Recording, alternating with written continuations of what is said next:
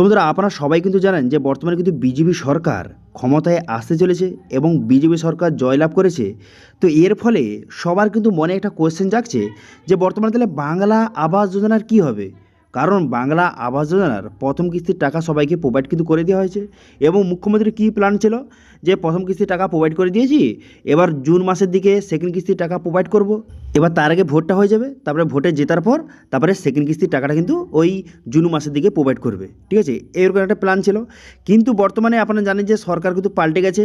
তো সেক্ষেত্রে এখন বাংলা আবাস যোজনার কী হবে? তো সেক্ষেত্রে বাংলা আবাস যোজনার সেকেন্ড কিস্তির টাকা কি আপনারা পাবেন না? এবং যাদের কিন্তু ওয়েটিং লিস্টে নাম ছিল এবং যারা সরাসরি মুখ্যমন্ত্রীকে যারা কল করেছিল, অনেকের কিন্তু বাড়ি সার্ভে হয়ে গেছে, তাদের কি হবে? তারা এখন পর্যন্ত প্রথম কিস্তি সেকেন্ড কিস্তি কোনোটাই টাকা পায়নি। তো সেক্ষেত্রে তারা কি টাকা পাবে না? তো এটা নিয়ে কী নতুন আপডেট এসেছে সেটা কিন্তু আজকের ভিডিওতে শেয়ার করবো। সেজন্য ভিডিওটা প্রথম থেকে শেষ পর্যন্ত অবশ্যই দেখবেন মনোযোগ সহকারে, এবং আমাদের চ্যানেলে প্রথমবার ভিজিট করে থাকলে আমাদের চ্যানেলটিকে সাবস্ক্রাইব করে রাখুন এবং পাশে থাকা বেল আইকনটিকে অবশ্যই প্রেস করে রাখুন। তো চলুন আজকে ভিডিওটা শুরু করে যাক। দেখুন, সর্বপ্রথম আপনারা জানিয়ে দিই, যারা কিন্তু 16 লক্ষ উপভোক্তা যাদের পিডব্লিউ লিস্টে নাম ছিল, যারা প্রথম কিস্তির টাকা যারা পেয়েছে এবং তারা কিন্তু বাড়ি তৈরি করার কাজ ইতিমধ্যে শুরু কিন্তু করে দিয়েছে। এবার মেন কথা হলো, এখন বর্তমানে সরকার যেহেতু পাল্টে গেছে, সেক্ষেত্রে বাংলা আবাস যোজনার সেকেন্ড কিস্তির টাকা কি তারা পাবে না? বর্তমানে কিছু রিপোর্ট নিয়ে জানা যাচ্ছে বর্তমানে বাংলা আবাস যোজনার সেকেন্ড কিস্তির টাকা কিন্তু আর দেওয়া হবে না। হ্যাঁ, আপনারা ঠিকই শুনেছেন। দুঃখের সহিত আপনাদের জানাতে হচ্ছে যে বাংলা বাড়ির এই যে সেকেন্ড কিস্তির টাকা, সেটা কিন্তু আর দেওয়া কিন্তু নাও হতে পারে। বিভিন্ন নিউজ এবং বিভিন্ন সোর্সের মাধ্যমে জানা গিয়েছে যে বর্তমানে বাংলা আবাস যোজনা সেটা কিন্তু বন্ধ করে দেওয়া হয়েছে। তো এর মানে এই নয় যে আপনারা কিন্তু টাকা পাবেন না, বাড়ি টাকা পাবেন না। এর বদলে বর্তমানে বিজেপি সরকার প্রধানমন্ত্রী আবাস যোজনা পশ্চিমবঙ্গে কিন্তু চালু করতে চলেছে। আপনারা জানেন যে প্রধানমন্ত্রী আবাস যোজনা বর্তমানে পশ্চিমবঙ্গে বন্ধ করে দিয়ে বাংলা আবাস যোজনা মুখ্যমন্ত্রী চালু করেছিল। তো সেক্ষেত্রে সেম একইভাবে যেহেতু সরকার পাল্টে গেছে, তো সেই জন্য বাংলা আবাস বাড়ি এটা কিন্তু বন্ধ করে দিয়ে প্রধানমন্ত্রী আবাস যোজনার মাধ্যমে এবার কিন্তু 3 লক্ষ টাকা করে সবাইকে প্রোভাইড কিন্তু করা হবে। ঠিক আছে, যারা কিন্তু বাড়ির জন্য এলিজিবল, যারা এখনও পর্যন্ত বাড়ির টাকা পায়নি, অথবা যাদের কিন্তু এখনও তো কোনো রকম পাকা বাড়ি নেই, তারা কিন্তু এই প্রধানমন্ত্রী আবাস যোজনার মাধ্যমে 3 লক্ষ টাকা তারা পেতে চলেছে। এবার মেন কথা হলো, যারা প্রথম কিস্তির টাকা পেয়েছে তারা সেকেন্ড কিস্তি বর্তমানে টাকা পাবে না, আর বাংলা আবাস বাড়ি টাকা পাবে না। তো সেক্ষেত্রে তাদের কি হবে?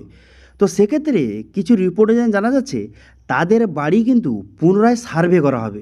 সরকার বর্তমানে গঠনের পর তাদের বাড়ি সার্ভে করা হবে এবং তাদের প্রধানমন্ত্রী আবাস যোজনার মাধ্যমে তাদের টাকা কিন্তু প্রোভাইড করা হবে। এবার অনেকের এখানে কোশ্চেন থাকতে পারে যে বাড়ি তো অর্ধেক হয়ে গেছে, তো সেক্ষেত্রে প্রধানমন্ত্রী আবাস যোজনার মাধ্যমে 3 লক্ষ টাকা কি প্রোভাইড করা হবে না অর্ধেক টাকা প্রোভাইড করা হবে?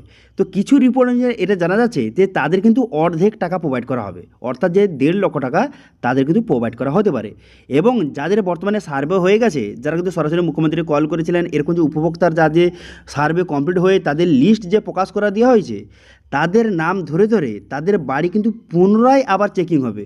পুনরায় চেকিং হয়ে তাদের কিন্তু প্রথম কিস্তি এবং সেকেন্ড কিস্তির টাকা যারা একদমই টাকা পায়নি, সার্ভে হয়ে পড়ে আছে, তারা টাকা পায়নি, তাদের কিন্তু নাম প্রধানমন্ত্রী আবাস যোজনার লিস্টে তুলে দেওয়া হবে এবং তারা প্রধানমন্ত্রী আবাস যোজনার ঘর কিন্তু তারা পাবে। ঠিক আছে, প্রধানমন্ত্রী আবাস যোজনার মাধ্যমে তাদের 3 লক্ষ টাকা করে প্রোভাইড করা হবে যদি তারা এলিজিবল হন।